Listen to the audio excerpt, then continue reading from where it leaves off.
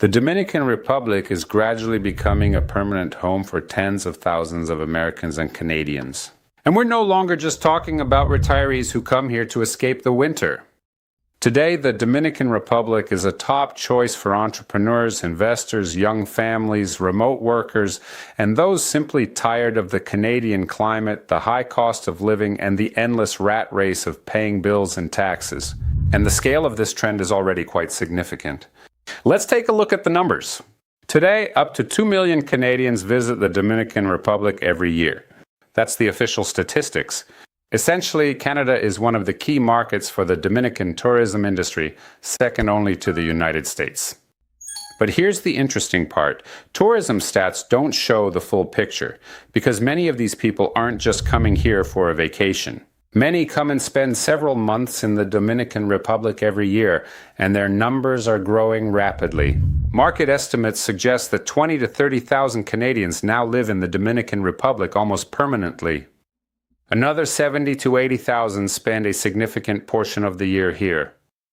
Plus, many people already own property, but only visit occasionally for now.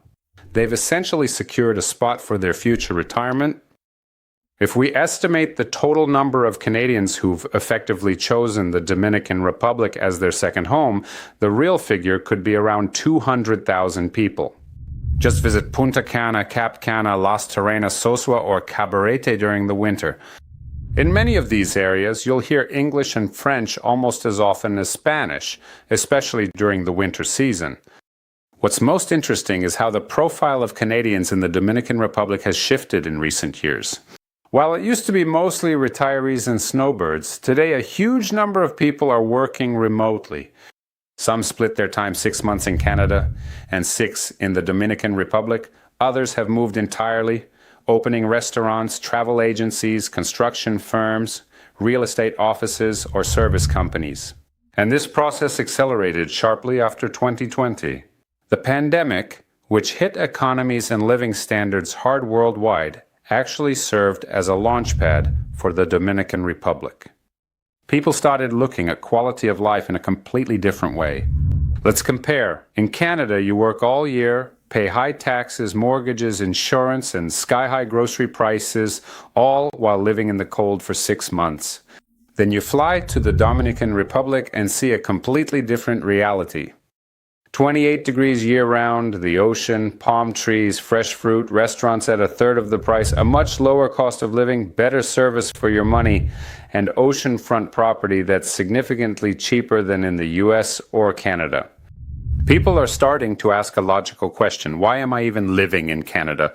For business owners, the Dominican Republic offers plenty of ways to earn just as much and often far more than in Toronto. Also, many people continue to work exactly where they were working before, and remote work has completely changed the game. Before, people were tied to the office. Today, a huge number of people work online. And now, instead of sitting in the snow in Mississauga, you can be by the ocean with a laptop in Cap Cana or Las Terrenas. And that's exactly why we're seeing so many people now who live between two countries. Many, seeing what's happening in the Dominican Republic today, are also looking at the country as an investment market. People see just how quickly the country is developing. Just think about it. In 2025, the Dominican Republic hosted a record 12 million tourists.